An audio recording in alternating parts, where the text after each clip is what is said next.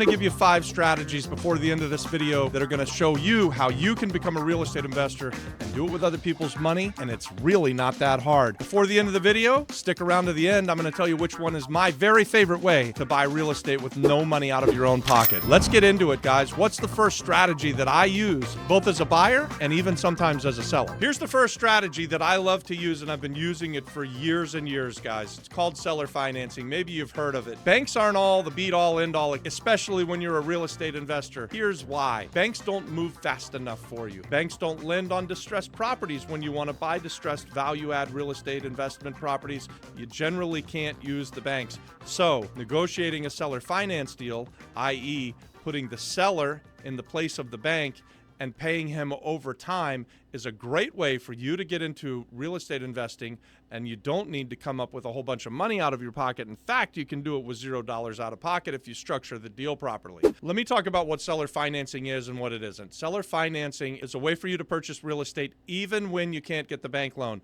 You ask the seller to become the bank. When you're doing a seller finance deal, the seller's going to put himself as the banker. He's going to lend you the money to purchase the house from him, and you're going to pay him in an installment loan. So you're going to monthly give him payments. You're going to be able to negotiate with this person, this seller. You're going to be able to negotiate the price, the terms. The terms are how long the loan will be for. The interest rate is what interest you pay on the money that you owe the person. The monthly payments, how many monthly payments you're going to do, even a balloon payment. So why is this so valuable? As real estate investors, we know that if we're buying distressed property, we want to buy it at all cash, way down here. But a lot of times the sellers may be stuck on a number and they want up here for it. They want too much for it. But if you can give them less money out of pocket and negotiate with them so that they start getting monthly payments while you do the work, while you do the renovation, the value add, and bring it up to its highest and best use, this is a really, really lucrative way for you, the real estate investor, to be able to buy a piece of real estate, pay the seller the price that he wants for it, which maybe is a little bit of a premium from your cash price, which was way down here, but you get a great deal on it because he lends you the money at a low interest rate or even a 0 interest rate very often. We always like to start with a 0 interest rate, although we don't like to lend at a 0 interest rate. You see how that works? I want to borrow at a low interest rate. I want to lend at a high interest rate. When you're a real estate investor, you get the best of both worlds, and you can do this too, guys. I'm telling you from a lifetime of experience, this is something that we've used over the years, both as a buyer, often as a buyer, but now often as a seller. So when we're selling things, we'll want to make it easy for you, the real estate investor, or you, the homeowner, to come in and buy the property, and you're buying it at retail for us, say if you're a homeowner, and we lend you the money as if we're the bank. And because interest rates have gone up, it's very attractive for me to do this. If I can get a nice down payment, I want to lend it.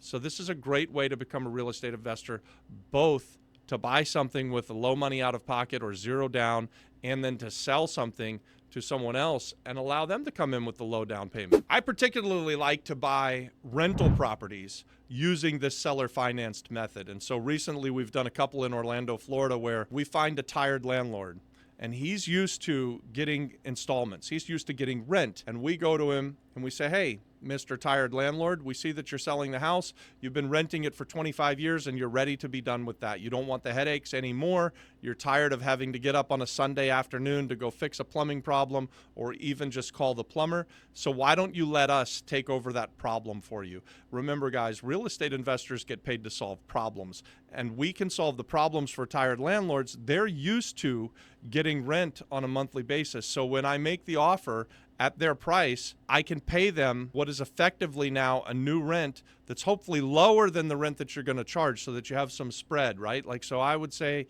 here's how it would look. The seller is asking $150,000 for his property, and it's renting for $1,500 a month. Doesn't sound like a bad deal. I would want to structure a deal with him where I'm giving him maybe $800 or $900 a month on his $150,000 purchase over a period of time, and then maybe we structure a balloon payment or something like that. But why do I want to do that? I want to do that because I can take over the house, I can take over the problems, and I don't have to come out of pocket with a whole bunch of money. I can step in the shoes of the seller, take the problems off of his hand. He's used to getting that rent payment every month. Now we can just pay him an interest payment and a principal payment every month. And we get into a beautiful deal where we are going to grow equity over time, and our renter's going to pay down that loan that we borrowed from the seller. You guys see where I'm going with this? This is a great way to buy rental properties. And tired landlords, they're a great place for you to find people who would lend you potentially money. So you're getting a 2-for-1 here with this first one in seller financing. You know, what's the method? Seller financing. Where can you find it? Pro tip, go look for tired landlords. All right, let's talk about number 2, the second method that we use to find rental properties with zero money out of pocket. It's a very similar situation to what we just talked about, seller finance, but it's called lease option. And so here's something you can do even if the landlord's not tired. You could start targeting landlords and calling them up and finding people who are renting below market. If you can find a landlord that's renting below market, you can negotiate with him to rent his property and ask him for an option to purchase it for a period of time. So what would that look like? We'll go back to the example of the landlord has a house that's worth about $150,000 and they're renting it for, say, $1,000 a month, but you think that market rents are $1,200, $1,300, $1,400, $1,500 a month. So it's an attractive lease for you to take over. And at the same time, because you're taking over the lease, you're talking to the landlord, even if his house isn't for sale. Very often, landlords will agree to sell you the property on an option contract where they would give you a period of time that you could buy the house. And so what does that give them? That gives them a fixed price for a period of time that you potentially would buy the house from them.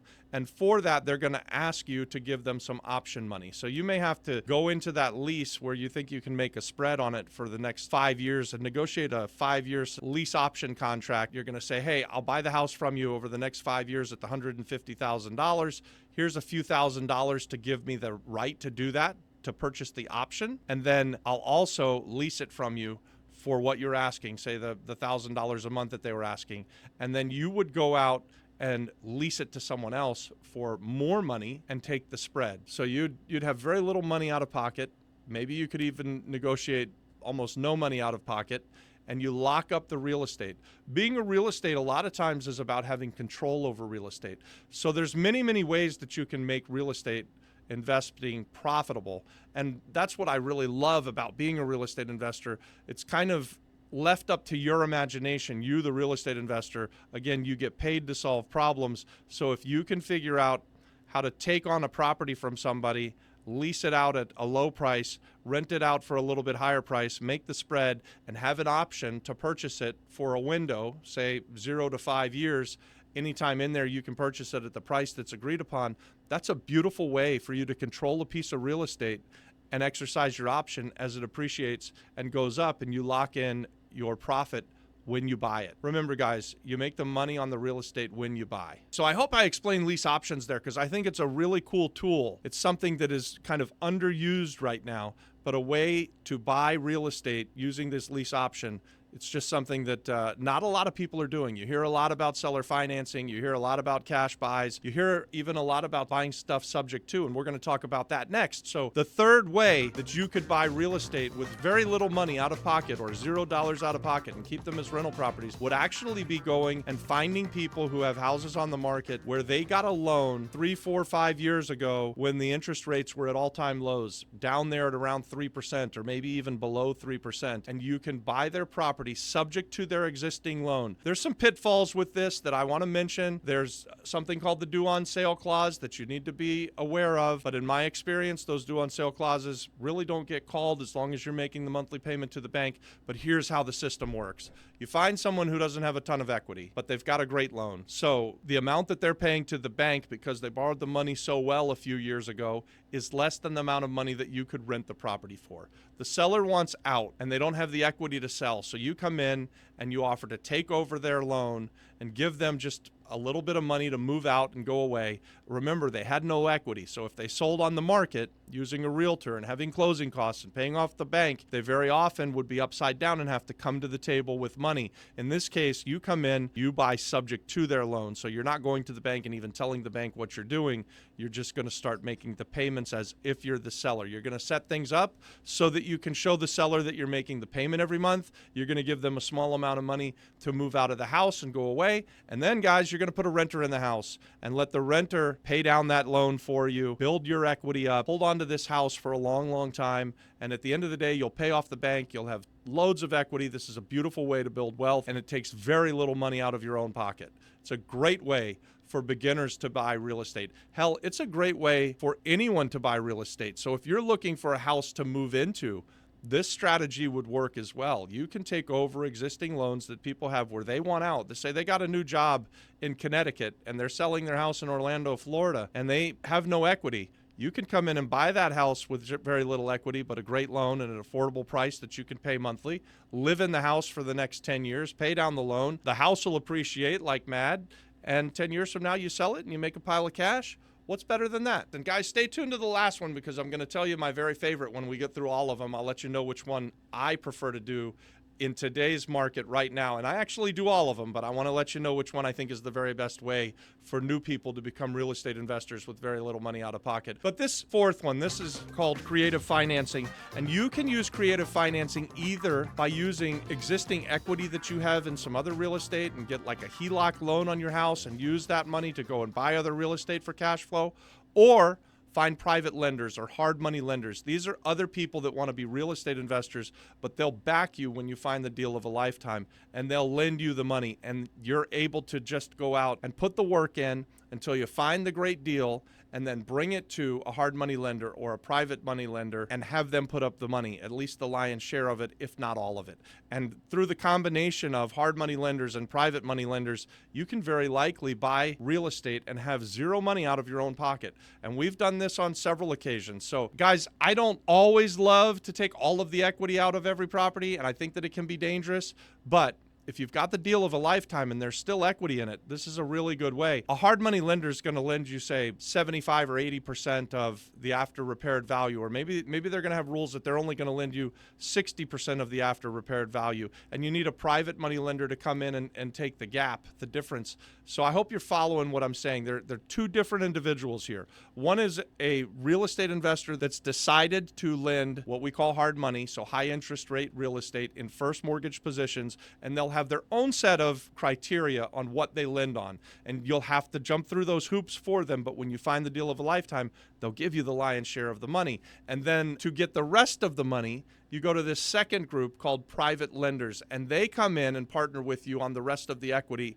and you pay each of these people an interest rate. You go and do all of the work, get it fixed up, get it rented out, get it cash flowing, pay each of your lenders, make the spread, or pay each of your lenders, build it up so that it's got some equity, and then sell it real fast for a pile of cash. This is a great way, again, for real estate investors to get started in real estate, to get involved with becoming a real estate investor while you build a bankroll. I want to mention here, guys, I think that you should be putting your money to work as hard as you do. We've got other content on this, and I love other people's money, but I also love, even more than that, putting my money out there and getting my money to work as hard as I do. So once you've done this a time or two and you build up a bankroll, don't be afraid to invest your own money.